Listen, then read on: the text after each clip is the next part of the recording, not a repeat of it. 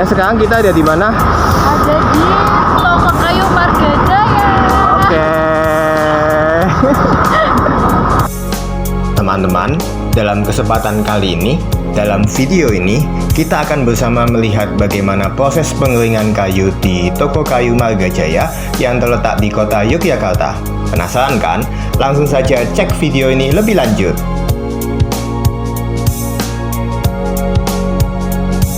Jadi kalau pemanahnya itu pakai pemanah listrik, bukan pakai yang kayu. Soalnya kalau pakai kayu harus 24 jam menjaga nyalanya kayu. Nah, konsekuensinya kalau pakai ini listriknya jadinya tinggi, boros, dalam tanda kutip ya. Nah, cuma relatif lebih aman, jarang ada kebakaran karena itu harus 24 jam menjaga nyala api itu. Nah, kalau ini kan kita sudah otomatis, kita kita setting. Nah, berjalannya sudah semi elektronik. Cuma konsekuensinya ya biaya akan mahal dibanding pemanfaatan barang-barang kita yang ada. Prinsipnya sih hampir sama, cuma ini memang oven yang paling sederhana menurut kita seperti ini, dan ini buat kita sudah cukup menurut standar kita. Dan khusus untuk yang ini kita hanya menggunakan kayu selain jati, merbau, tirai, khususnya Kalimantan ya, tirai, kamper itu aja. Di luar itu jati kita tidak, karena pengalaman yang terjadi itu kayu itu jadi rusak dalam tanda kutip, kelasnya jadi grade-nya turun.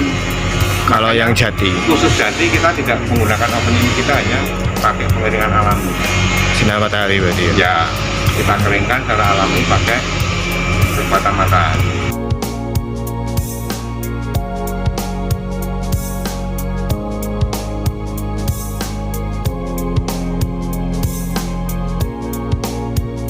Waktu pengeringan, karena kita itu pakai standar Ya. kalau untuk bahan kusen, balok-balok itu kan antara MC-nya atau kandungan airnya itu antara 15 sampai 20 MC. Oh, 15 sampai 20%. Nah, 15 sampai 20%. Jadi kalau untuk bahan daun itu antara 12 sampai 15. Pengalaman kita di bawah 10 juga bermasalah, karena pernah juga Oh, di bawah 10 khususnya untuk tropis ini ada sedikit trouble. Dia setelah 10 itu malah banyak ngoletnya. Ngolet itu muntir. Oh, Jadi pernah saya ngoven ini sampai di bawah 10. Saya coba gitu, yang selama ini saya kirim pintu-pintu tidak ada masalah, ini jadi malah ada masalah. Kita kayuran apakah karena seperti itu?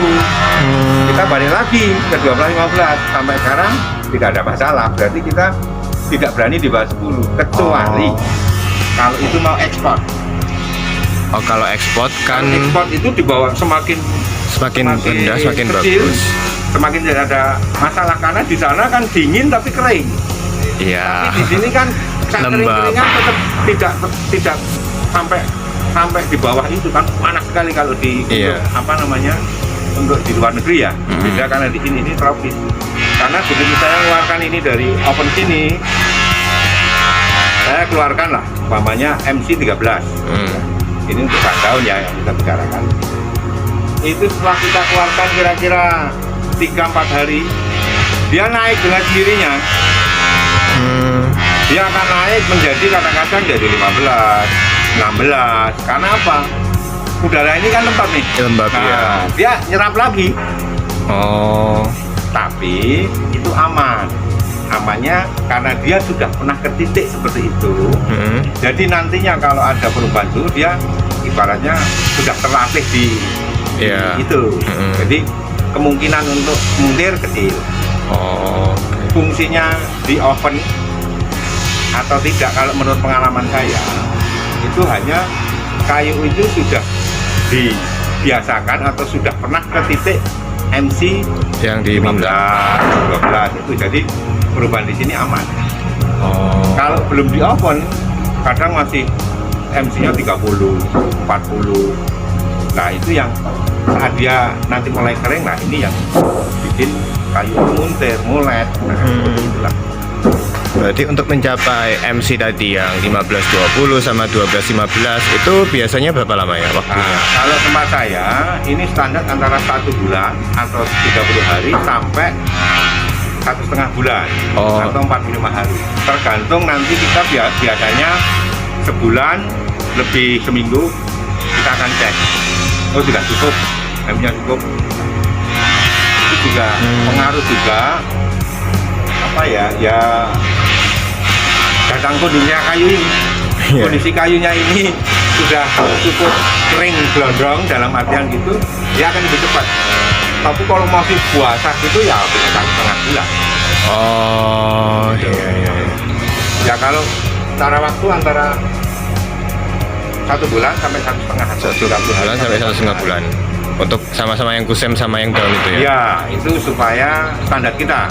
Tapi mungkin kalau di lain tempat bisa hanya 2 minggu, hanya 3 minggu, atau bahkan kadang hanya 10 hari. Tapi ya kalau menurut kita itu belum mencapai apa yang kita inginkan.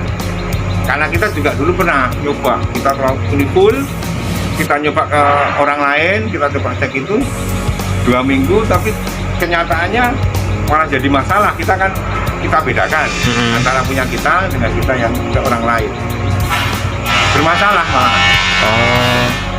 Seperti itu.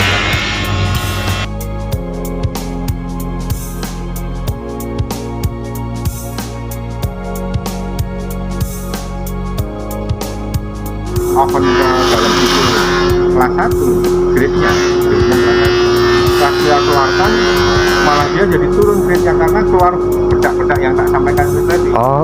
Jadi ada air kayak semacam air di sini, tapi karena jadi itu kan mengandungnya kan minyak. Iya.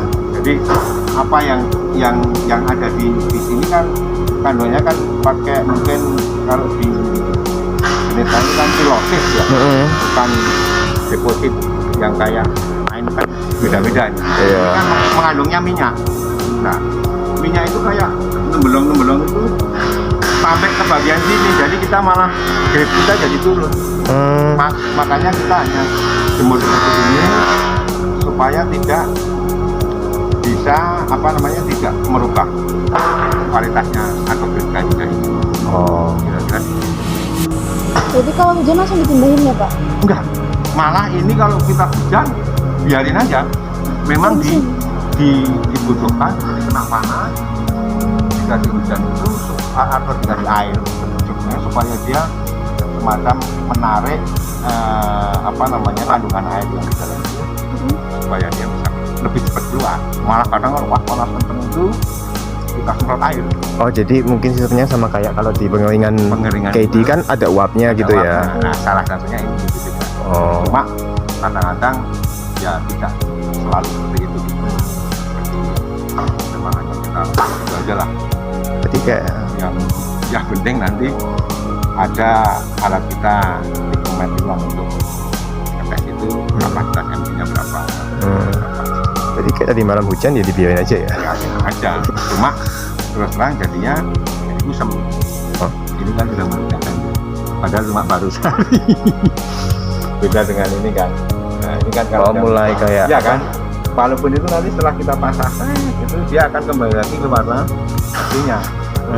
Permukaannya aja yang jadi kusem.